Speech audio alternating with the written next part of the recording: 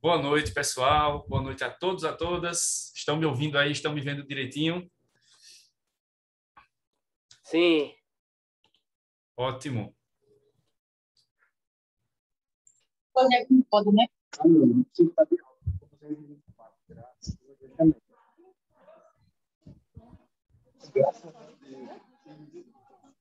Aqui.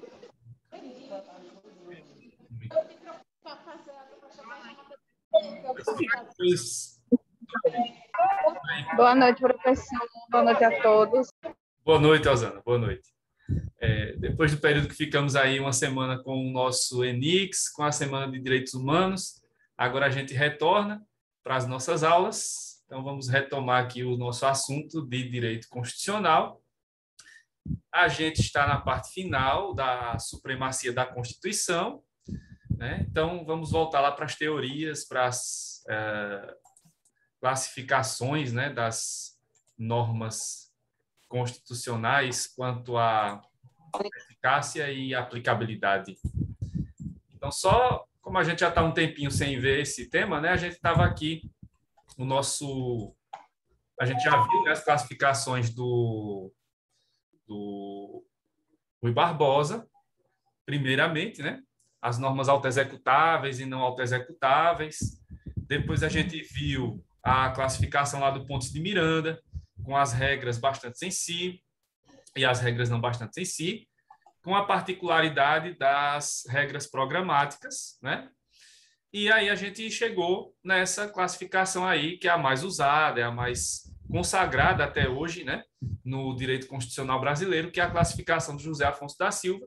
Como eu já tinha dito, né, só relembrando que essa classificação tem como base o autor italiano Vezio Crisafulli, mas diferente lá do Rui Barbosa, aqui o José Afonso não copiou essa classificação, ele adaptou, né, à realidade brasileira e à Constituição, especificamente a nossa de 88. E aí, então, a gente viu essa primeira espécie. Eu mostrei que tem 3 espécies nessa classificação, diferente das outras que só tinham 2. E a primeira espécie, que é eficácia plena, aplicabilidade direta, imediata e integral, essa aí, ela tem tudo a ver com as normas autoexecutáveis do Rui Barbosa e as regras bastantes em si mesmas do Pontes de Miranda, porque são normas completas, no caso aí dessa primeira do José Afonso, também são normas completas e não precisam de regulamentação por meio de lei. O próprio texto constitucional já vai ter ali todos os elementos necessários para que seja aplicado e para que possa produzir efeitos. Então, é por isso, né, que essa primeira classificação aí, ela não traz essa questão da dependência da lei. Então, não vai ser necessário ter uma lei aqui para regulamentar esse tipo de normas. E aí, só relembrando, né, das nomenclaturas, a eficácia plena vem justamente por ser considerada essa norma completa, né? A aplicabilidade direta, porque não precisa de uma lei regulamentadora, né, para poder essa norma produzir efeitos e ser aplicada. É imediata, porque ela já entra em vigor, né, ela já pode ali ser aplicada desde o início da sua vigência, então não precisa aguardar a aprovação de uma lei em uma data posterior para isso. E integral justamente por ela ser completa. Então, por ela ser completa, todo o seu conteúdo pode ser aplicado às situações concretas, às situações da vida real, certo? Então, essa é a primeira espécie das normas do José Afonso da Silva, né? Segundo a eficácia e segundo a aplicabilidade. Eu pedi para vocês darem uma olhada nessas normas, né, nesses artigos aí, nesses dispositivos. Então, hoje é um dia para a gente também dar uma lida na Constituição, em alguns trechos dela, que vão servir aqui de exemplos, para que vocês possam entender como é que funciona esse tipo de norma, ou como funcionam, porque a gente vai ver aí na sequência as outras espécies, né? Então, deixa eu pegar essa sequência aqui que está no slide, né? Então, vamos começar dando uma olhada no artigo 5º, parágrafo 1º. Depois eu vou ler para vocês o artigo 5º, nos incisos 1, 2 e 10. Depois o artigo 7º, inciso 7. E, por fim, o artigo 21. Vamos dar uma olhada neles aqui para a gente lembrar, né, desses artigos, se vocês já leram, se vocês não leram ainda, se não tem essa leitura ainda da Constituição, que é normal, né? Vocês estão no segundo período ainda, alguns estão aqui no primeiro / segundo, então vamos nos acostumando com a leitura, né? E aí depois vocês dão uma lida aí em casa, né? Peguem a Constituição de vocês, no formato físico assim, ou digital, e deem uma lida também para irem se acostumando com essas leituras dos dispositivos constitucionais, que vão ser fundamentais daqui para frente, né? Então, deixa eu pegar aqui o artigo 5º, como eu estava falando, né? O artigo 5º, parágrafo 1º. Quem estiver acompanhando aí, quem quiser acompanhar na sua Constituição, né? Lembra que a divisão dos artigos, né? Ela vem lá o artigo 5º, com a parte inicial, que é o caput, a gente chama caput.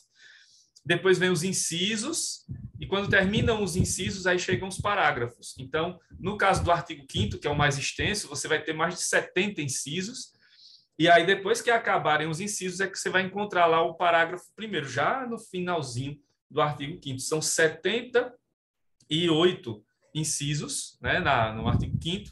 Aí depois do inciso 78 você acha lá o parágrafo 1º, que vai determinar o seguinte.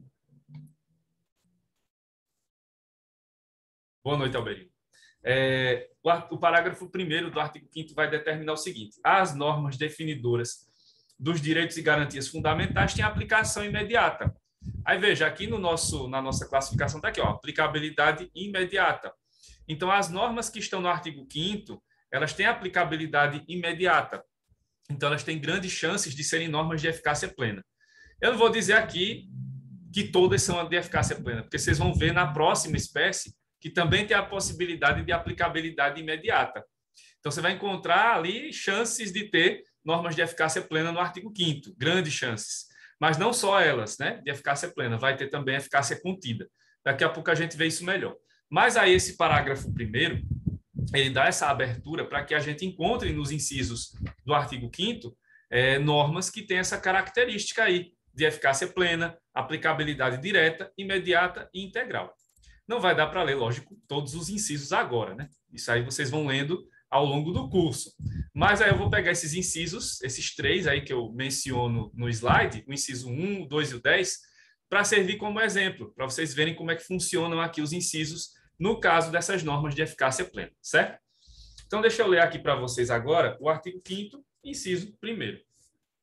O começo do artigo 5º, ele coloca, né, todos são iguais perante a lei, sem distinção de qualquer natureza, garantindo-se aos brasileiros e aos estrangeiros residentes no país a inviolabilidade do direito à vida, à liberdade, à igualdade, à segurança e à propriedade, nos termos seguintes. Aí vem inciso 1. Homens e mulheres são iguais em direitos e obrigações, nos termos desta Constituição. Aí vem uma dica importante. Nesse final do inciso 1º, aparece essa expressão, nos termos desta Constituição. Então, pode parecer, numa primeira leitura, que esse dispositivo que coloca que homens e mulheres são iguais em direitos e obrigações, ele não está completo, que é uma coisa bem geral, né? Está dizendo aqui o quê? É o princípio da igualdade de gênero, né? Entre homens e mulheres. Então, homens e mulheres são iguais perante a lei. Ok, beleza. Mas esse inciso 1º, sozinho, vai garantir essa igualdade? Não. Vai ser necessário que existam outros dispositivos, outras normas, dentro da Constituição, que garantam essa igualdade. Aí você vai encontrar, por exemplo, mais à frente, no artigo 7º, quando vai se tratar das normas de direitos trabalhistas, né, dos nossos direitos como trabalhadores e trabalhadoras, você vai encontrar lá uma norma que vai determinar que cabe ao Estado criar políticas públicas de incentivo para que as mulheres ingressem no mercado de trabalho. Por que isso acontece? Porque a gente sabe, né, que existe essa desigualdade entre homens e mulheres no que diz respeito às oportunidades de trabalho. Aqui no Brasil e no mundo, né? Não é só o caso brasileiro. Mas falando do Brasil, já que a gente está falando da nossa Constituição, a gente sabe que as mulheres hoje, em regra, em média, elas têm mais tempo de estudos do que nós, homens, e elas não conseguem ter a mesma média salarial. Em cargos públicos, isso não acontece, né? Porque aí tem um concurso, tem a garantia da isonomia e tal. Mas na iniciativa privada, quanto mais alto vai sendo o cargo, né, maior vai sendo essa diferença. E aí você encontra situações em cargos de chefia que um profissional homem vai ganhar quase que o dobro de uma profissional do sexo feminino, de uma mulher. Então, isso acaba gerando essas desigualdades. E há também outros problemas, por exemplo, a contratação de mulheres gestantes, ou a demissão até de mulheres gestantes, quando se chegar a esses problemas, que isso é até ilegal. Mas, enfim, existem vários problemas que vocês, mulheres, enfrentam no mercado de trabalho. E a própria Constituição, isso lá nos anos 80, né, já havia essa preocupação e se colocou, por exemplo, entre alguns dispositivos esse, né, da garantia aí de que haveria normas de incentivo para que as mulheres ingressassem no mercado de trabalho, né, justamente pensando-se nisso, nessa desigualdade que existe aí há décadas entre homens e mulheres, né? É um absurdo, sim, com certeza, né? Não tem nem o que dizer. Em pleno século XXI, a gente ainda está numa situação dessas, né? É realmente uma situação extremamente absurda. Espero, né? E todos nós esperamos, eu creio isso, né? Creio nisso, que essa situação se resolva, talvez, nas próximas décadas, né? Mas é um processo longo, porque existe uma série de preconceitos contra as mulheres no mercado de trabalho. Ainda existem, né, pessoas que pensam lá, essa profissão aqui não é para mulher, né? Então, ainda existe esse preconceito de gênero e isso afeta muito, né, esse acesso ao mercado de trabalho de vocês, mulheres, a questão salarial, a questão das garantias de licença maternidade, etc, etc. Então, sempre para as mulheres as coisas são mais difíceis.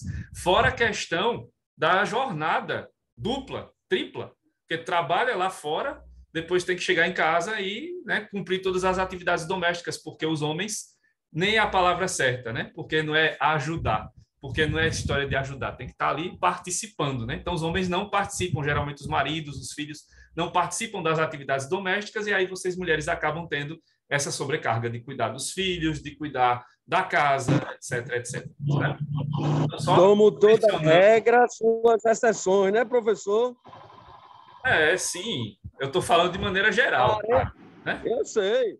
Parei só para isso, viu? Estou no trânsito, eu vi, parei só para isso, viu? Estou presente, viu? Tá bom. Bom, cuidado para não ter acidente aí, pelo amor de Deus. Não, estou atento. Beleza. Tá certo, Filadélfia. Tenta reiniciar o seu computador, porque aí pode ser um problema só do áudio do computador. Aqui tá normal. Assim, a aposentadoria mais cedo. Sim, era esse um dos motivos lá atrás, né, que as mulheres acabavam se aposentando mais cedo. Mas agora essa regra praticamente acabou com a última reforma da Previdência. Tem uma diferença, mas é bem pequena agora. Praticamente não existe, né? E aí tem essa questão da dupla jornada e tal. As donas de casa, né, as mulheres donas de casa que não têm ali essa garantia da aposentadoria, tem um monte de problemas aí que afetam, né, as mulheres do Brasil. Então, isso foi pensado lá em 88, né? E até agora não se teve esse resultado ainda de se ter a igualdade realmente, né, entre homens e mulheres. É um caminho longo ainda a ser percorrido, né? Bastante longo. Seguindo aqui com a leitura da Constituição, tem outro exemplo, na sequência aí, que é o artigo 5º, inciso 2, que vai determinar o seguinte: ninguém será obrigado a fazer ou deixar de fazer alguma coisa, senão em virtude de lei. Aí, atenção, porque depois, né, nas outras espécies, eu vou começar a falar sobre essa palavrinha que vai ficar aparecendo, né? Segundo lei, não sei o quê, não sei o quê, não sei o quê. E sempre vai aparecer a palavra lei. Só que aqui, apesar de aparecer essa expressão em virtude de lei, estamos vendo aqui nesse inciso 2 um princípio que é o princípio da legalidade, né? Que a expressão desse princípio é justamente essa, né? Ninguém será obrigado a fazer ou deixar de fazer alguma coisa senão em virtude de lei. Então, essa determinação de princípio, né, do princípio da legalidade, é uma norma de eficácia plena. Então, desde o início da Constituição, desde que a Constituição entrou em vigor, em 5 de outubro de 88, já estamos pautados, né, a nossa sociedade, as instituições e tal, pelo princípio da legalidade. Não precisa ter uma lei que determine isso, né? Porque essa expressão em virtude de lei é bem geral, é para qualquer lei, porque é o princípio da legalidade, que quer dizer que todos nós temos que estar submetidos ao ordenamento jurídico, às leis em geral, inclusive, claro, à nossa Constituição. Então, esse é outro caso de norma de eficácia plena. Percebam, né, que as normas de eficácia plena têm essas características, né? Elas já têm um conteúdo completo, elas não precisam de uma lei. E mesmo no caso do inciso 1º, que essa questão da igualdade entre homens e mulheres não está completa nesse inciso primeiro, mas vão existir outros dispositivos na Constituição que vão complementar essa determinação. Então, não precisa sair atrás de uma lei para regulamentar isso. Os próprios dispositivos da Constituição já serão suficientes para ser aplicados e para produzir efeitos, certo? Aí eu vou avançar mais um pouquinho para o terceiro caso, que é o inciso 10 da Constituição, que determina o seguinte: são invioláveis a intimidade, a vida privada, a honra e a imagem das pessoas, assegurado o direito à indenização pelo dano material ou moral decorrente da sua violação.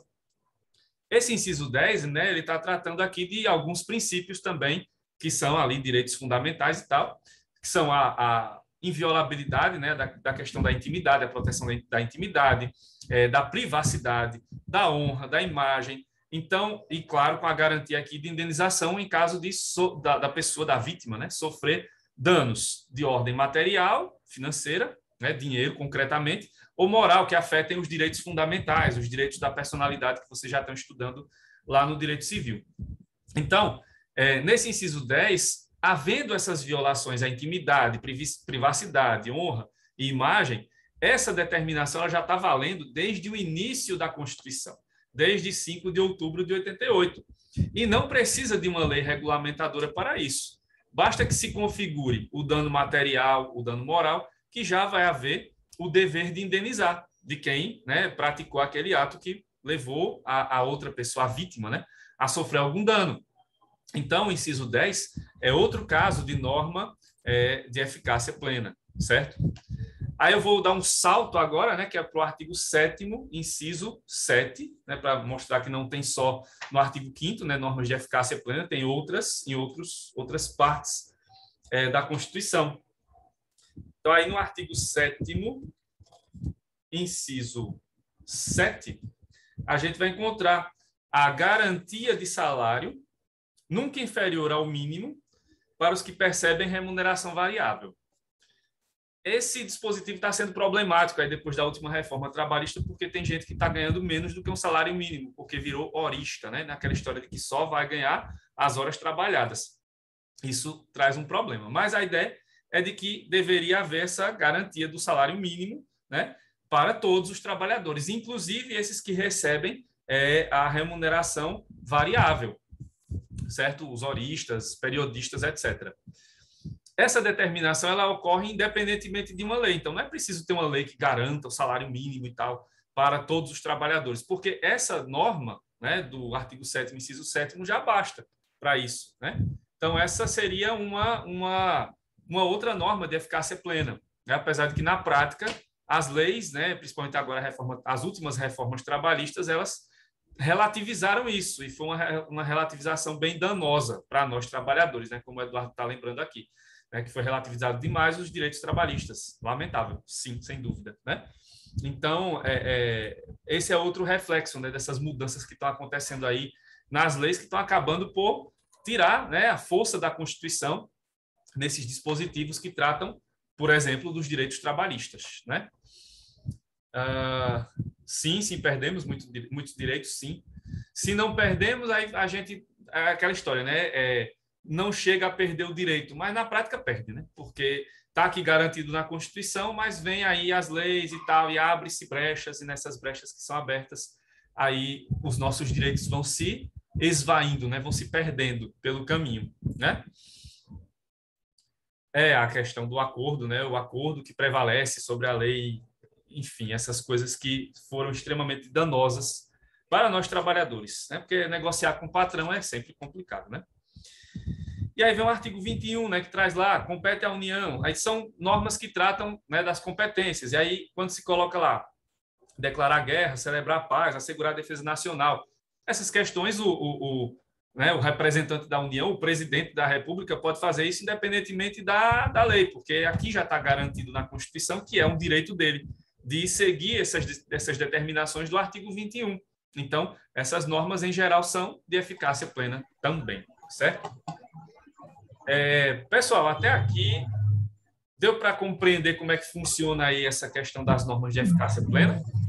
Com os exemplos e tal? Tudo certo, professor, tudo certo. Sim, professor. Tranquilo. Pronto. Agora a gente vai seguir para a segunda espécie, né? Que são as normas de eficácia contida e aplicabilidade direta e imediata, mas não integral. Essa é a segunda espécie, né, do José Afonso, e essa está aí com a letrinha até numa cor diferente para destacar mesmo, porque essa classificação é própria do José Afonso da Silva. Ele criou, né, essa classificação. Inclusive, no original, né, do Vesio Crisafulli, lá do italiano, não tinha essa espécie. Né? Ele menciona que seria possível ter uma terceira espécie, e tal, mas ele não chega a desenvolver isso. O autor original lá. O italiano, né, que serve de base para o José Afonso. Então, o José Afonso, observando as normas aqui da nossa Constituição, ele entendeu que deveria existir uma segunda espécie, que seria uma intermediária entre a eficácia plena e a limitada, que são os extremos, né? Então, essa segunda espécie você não vai encontrar lá no Rui Barbosa e não vai encontrar no Pontes de Miranda. Só vai ter realmente no José Afonso da Silva. Como é que funciona nesse caso aí das normas de eficácia contida? Funciona da seguinte maneira. Você vai ter aqui, nesse segundo caso, normas que são incompletas, certo? Então, elas não são normas de eficácia plena. Não podem ser. Porque as normas de eficácia plena, a gente acabou de ver, elas são completas. Elas não precisam de lei, né? Já no caso da eficácia contida, vai precisar de lei, certo?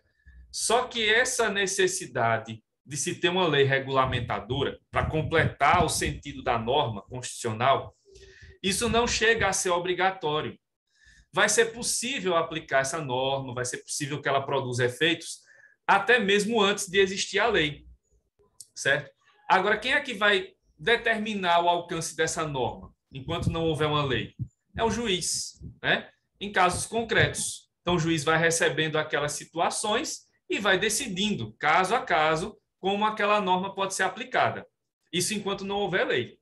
Quando houver a lei, aí vai se aplicar essa norma da Constituição junto com o que estiver previsto na lei, certo? Então, no caso da eficácia contida, vai haver a necessidade de se ter uma lei, certo? É preciso ter uma lei regulamentadora e tal, porque essa norma não é completa, ela é incompleta. Mas essa lei não é obrigatório existir. Pode ser que ela não exista, até hoje pode ser que ela nem tenha sido aprovada. Então, enquanto essa lei não tiver sido aprovada, dá para continuar aplicando essa norma constitucional, dá para continuar produzindo efeitos com essa norma. E aí quem vai decidir até onde pode ir, né, essa norma, até onde ela pode ser aplicada, até onde ela pode produzir efeitos, é o juiz, nos casos concretos.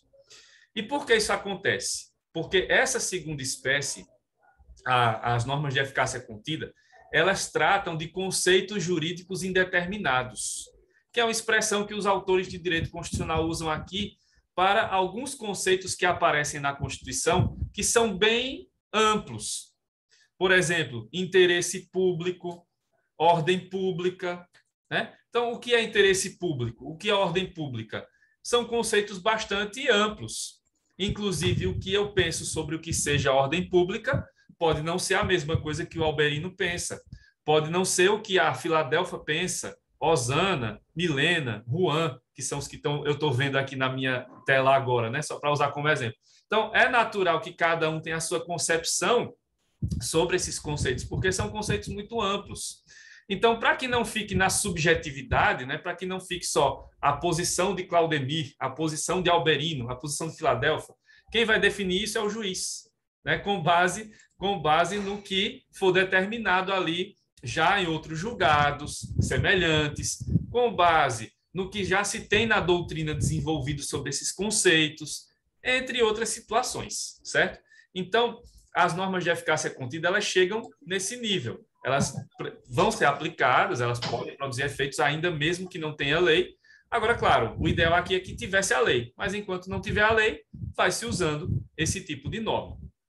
Aí, só explicando novamente, né, detalhadamente, os conceitos. Então, quando eu falo na eficácia contida, que é esse primeiro aqui, é isso que eu falei agora, né? Essa norma, ela pode produzir efeitos mesmo que não exista ainda a lei. Mas a lei vai aparecer e pode aparecer, inclusive para que essa norma tem a sua eficácia contida, né, determinada dentro dos limites daquela lei.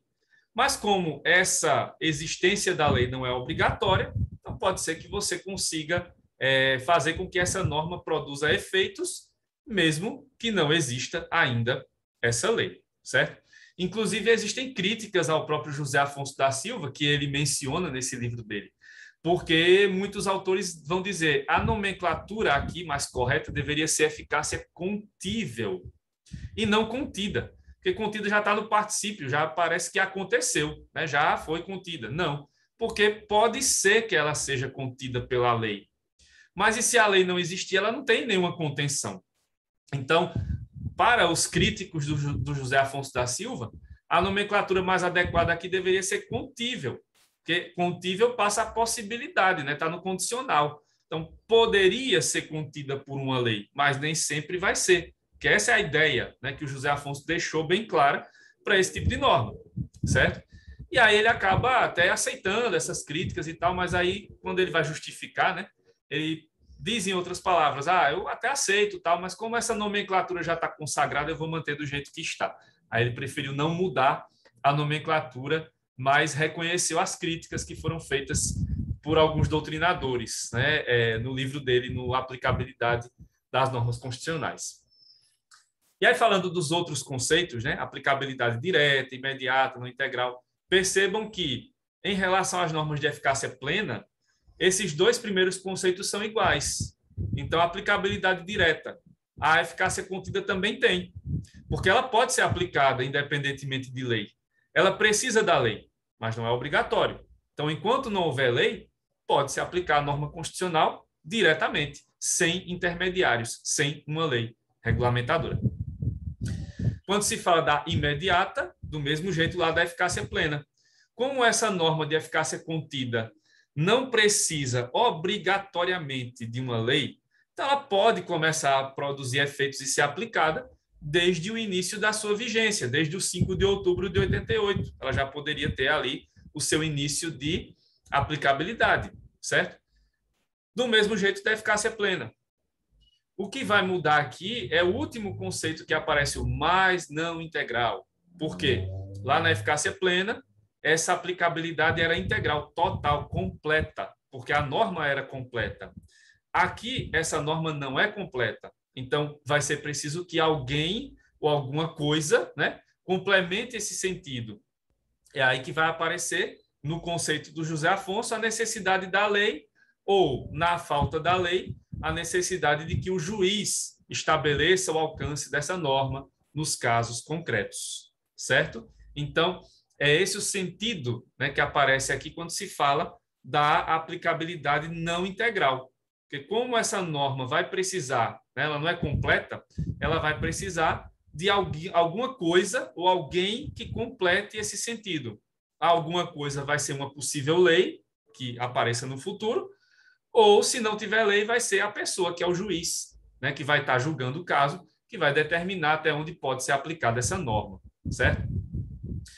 E aí, para deixar mais claros esses conceitos, né, também eu trouxe os exemplos da Constituição, que a gente vai ver aí. Então, o artigo 37, inciso 1º, artigo 5º, inciso 8º e 13, artigo 170, parágrafo único. Lembrando que são exemplos, né? Na Constituição vocês vão encontrar muitas outras situações de eficácia contida, muitas outras situações de eficácia plena. Por isso que eu estou dizendo, né? Comecem a ler a Constituição para irem se acostumando, né? Com esses conceitos, com esses conteúdos. Aí vocês vão pegando o jeito, né? Para identificar o que é eficácia plena, o que é eficácia contida e depois a próxima que eu vou falar, que é eficácia limitada.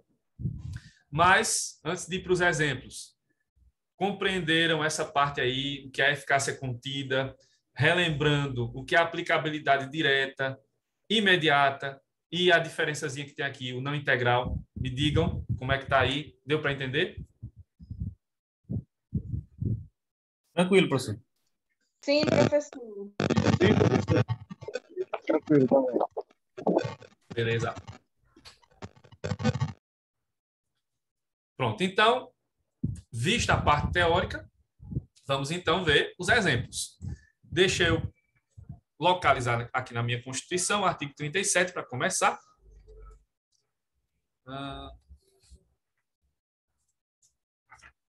O artigo 37 é o que trata da administração pública, né? Vocês vão vê-lo com mais detalhes lá no direito administrativo, provavelmente já no próximo ano, né? Terceiro período.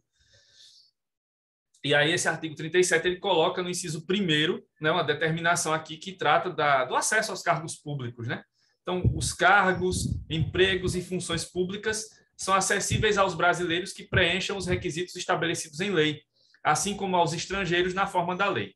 Aí, a dica que eu já estava para dar a vocês é essa, né? Que geralmente, quando se trata de normas de eficácia contida ou normas de eficácia limitada, como a gente vai ver na sequência, vai aparecer sempre ou quase sempre essa expressão requisitos estabelecidos em lei ou na forma da lei.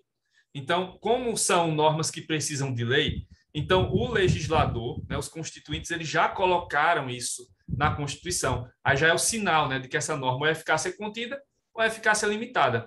Né? Nesse caso aí, essa norma é de eficácia limitada porque ela trata aqui do acesso aos cargos públicos e tal, e a gente sabe que existem várias formas de acesso aos cargos públicos, né? Porque podem existir formas de acesso por concurso público, né? Existem lá os cargos de confiança, que são por indicação, e existem os cargos eletivos, que as pessoas são eleitas, né, nas eleições democráticas. Então, são várias formas de acesso, pelo menos 3 aí que eu falei. Então, nem todas elas vão precisar de uma lei regulamentadora, né? No caso da eleição, tem lá a norma eleitoral, beleza.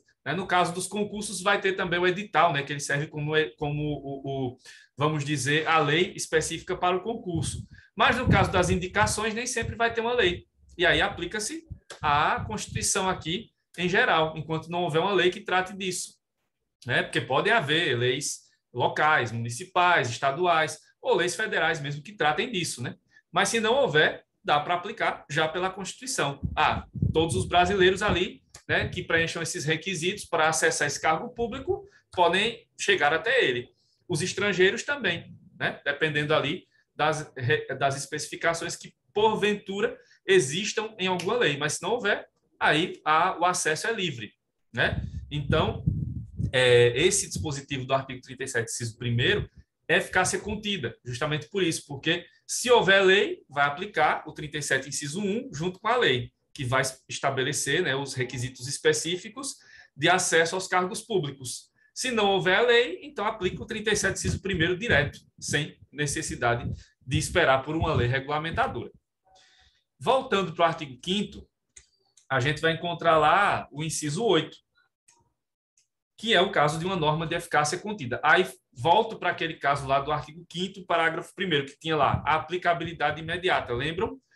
Então, como o artigo 5º, no parágrafo 1º, coloca que todas as normas do artigo 5º têm aplicabilidade imediata, então, no artigo 5º você pode encontrar normas de eficácia plena e também normas de eficácia contida, que é o que a gente vai ver agora. 2 casos, né? 2 exemplos.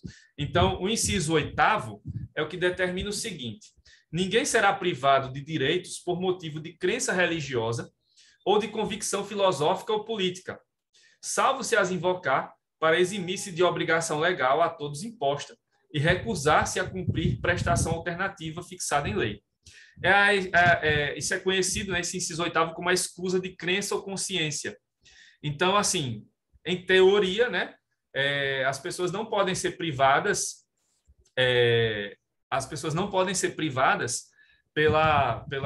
né, de acesso a esses direitos só por questões de crença religiosa ou convicção filosófica ou convicção política, certo?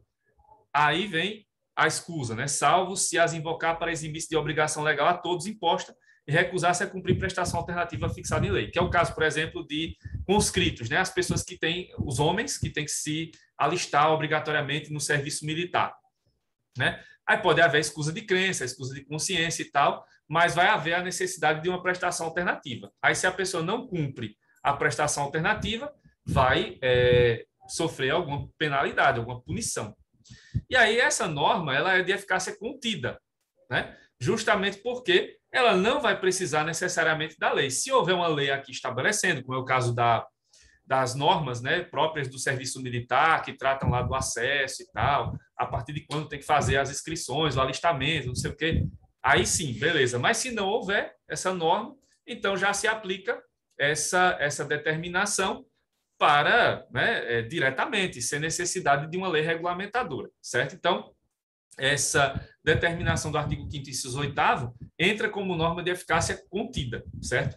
Justamente porque ela não vai precisar obrigatoriamente de uma lei para ser aplicada, né? A escusa de crença e consciência você pode usá-la diretamente da Constituição. Não vai precisar ter uma lei aqui que regulamente como é que você vai solicitar a escusa de crença ou consciência. Não. Você pode usar diretamente esse dispositivo para alegar razões políticas, filosóficas ou religiosas, né? Mas aí, claro, vai haver a contraprestação, que é o quê? Cumprir uma prestação alternativa. Ah, não vai servir o exército, então vai ter que cumprir outra função, né? Prestar serviço à comunidade, etc, etc, né? Que aí vai se determinando caso a caso, né? Dependendo da situação e da circunstância. Os slides estão disponíveis, eu acho que esse já está na íntegra, né? Talvez não tenha as fotos, porque fica pesado mandar as fotos lá. Vocês sabem que no sistema só dá para mandar algum arquivo até 3 MB, né? Então, pode ser que não tenha a foto do José Afonso, mas o conteúdo acho que já está lá todinho, né? Todas essas classificações. Aí, vamos avançar mais um pouco, né? Para um dispositivo aqui que é clássico, né? Sempre colocado pela doutrina, cai muito em concurso, que é colocado sempre como um caso clássico de eficácia contida, que é o artigo 5º, inciso 13, que determina: é livre o exercício de qualquer trabalho, ofício ou profissão, atendidas as qualificações profissionais que a lei estabelecer. Esse é um caso clássico de norma de eficácia contida, porque ele está dizendo o que aqui? Nós temos ampla liberdade para escolhermos qual vai ser o trabalho que a gente vai exercer, qual a profissão que a gente vai exercer, qual o ramo de negócio, né, que a gente vai iniciar ali, se formos empreendedores. Agora, se houver uma lei regulamentadora, aí nós vamos ter que seguir aquilo que está previsto na lei também, né? Então, aí o que é que acontece, por exemplo, no nosso caso do direito? Nós temos aqui uma das profissões, né, que tem regulamentação, que é a advocacia. Então, nós advogados, né, que é o meu caso, a gente tem que seguir o Estatuto da Ordem, é o Estatuto da OAB. Então, nesse caso, do inciso 13, é livre, tal, sim, mas tem algumas determinações. Para que uma pessoa seja advogado ou advogada, não pode só terminar o curso de Direito, né? Quando termina o curso de Direito, vocês vão ser, daqui a pouco, bacharéis e bacharelas, e não mais do que isso, né?